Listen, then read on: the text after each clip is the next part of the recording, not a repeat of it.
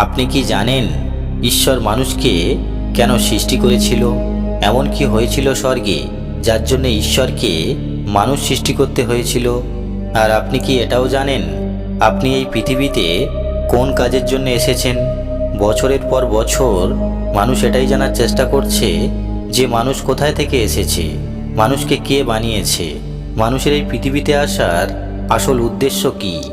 জন্ম নেওয়া, পয়সা উপার্জন করা, বিবাহ করা, সন্তান জন্ম দেওয়া আর মরে যাওয়া, এটাই কি মানুষের আসল উদ্দেশ্য? তো এই প্রশ্নের উত্তর সেই দিতে পারবে যে মানুষকে সৃষ্টি করেছে। আর এই বিষয়ে বাইবেলে বিস্তারিতভাবে বর্ণনা করা হয়েছে। এই কাহিনী হচ্ছে সেই সময়ের যখন পিতা পরমেশ্বরের দূত পিতা পরমেশ্বরকে আরাধনা করত।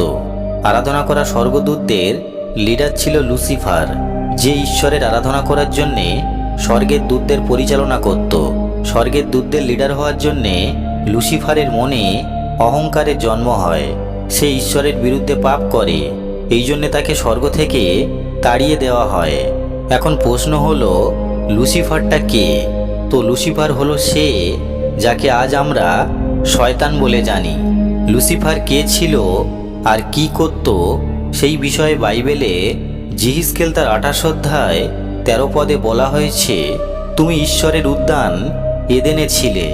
সর্বপ্রকার বহুমূল্য প্রস্তর, চুনি, পিতমণি, হীরক, বৈদুর্যমণি, গোমেদক, সূর্যকান্ত, নীলকান্ত, হরিণমণি ও মরকত এবং স্বর্ণ তোমার আচ্ছাদন ছিল। তোমার ঢাকের ও বাঁশির কারুকার্য তোমার মধ্যে ছিল। তোমার সৃষ্টির দিনে এ সকল প্রস্তুত হইয়াছিল।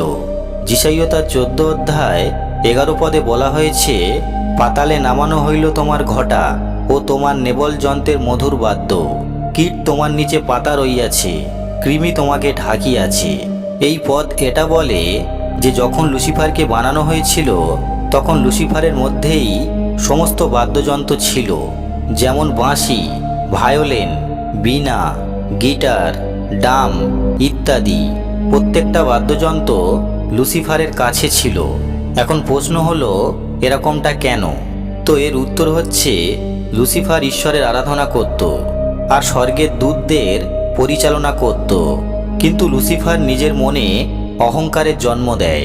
অহংকারের জন্যে তাকে স্বর্গ থেকে তাড়িয়ে দিয়ে পৃথিবীতে পতিত করা হয়। যিশাইয়া তার 14 অধ্যায় 12 পদে বলা হয়েছে, হে প্রভাতী তারা, উষানন্দন, তুমি তো স্বর্গভ্রষ্ট হইয়াছ। 13 পদে বলা হয়েছে, তুমি মনে মনে বলিয়াছিলে, আমি স্বর্গরাহন করিব, ঈশ্বরের নক্ষত্রগণের ঊর্ধ্বে আমার সিংহাসন উন্নত করিব। সমাগম পর্বতে উত্তর দিকের প্রান্তে উপবিষ্ট হইব। 14 ও 15 পদে বলা হয়েছে, আমি মেঘরূপ উচ্চস্থলীর উপরে উঠিব, আমি পরাৎপরের তুল্য হইব। তুমি তো নামানো যাইবে পাতালে, গর্তের গভীরতম তলে।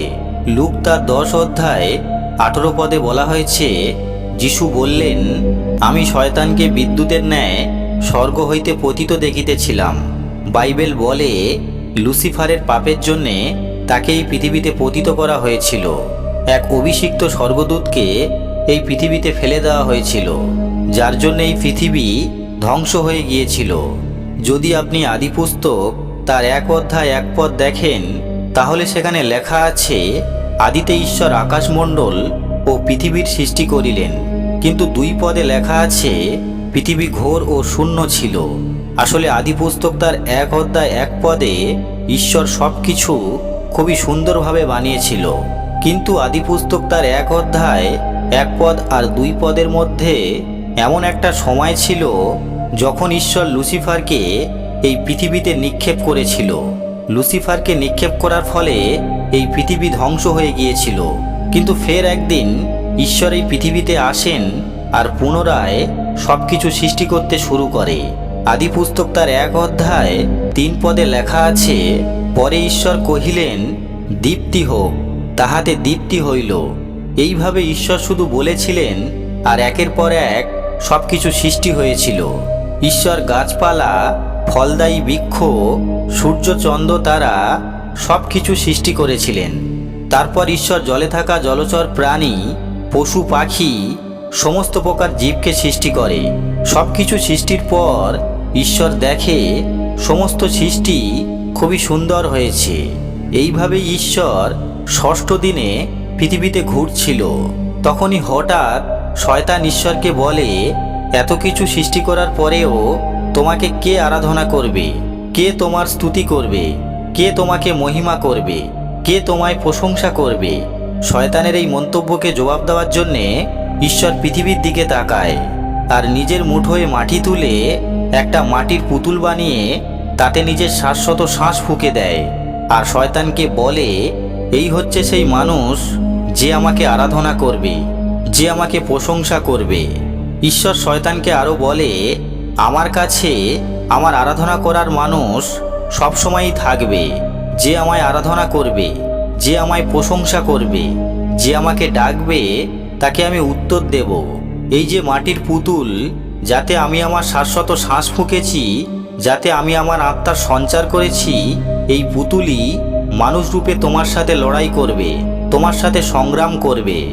এই জন্যে প্রিয় দর্শক, আজও ঈশ্বর সেই সত্যিকারের ভক্তকে খোঁজে যে ঈশ্বরের আরাধনা করে, ঈশ্বরের মহিমা করে, ঈশ্বরকে ভালোবাসে, ঈশ্বরকে প্রতিনিয়ত স্মরণে রাখে।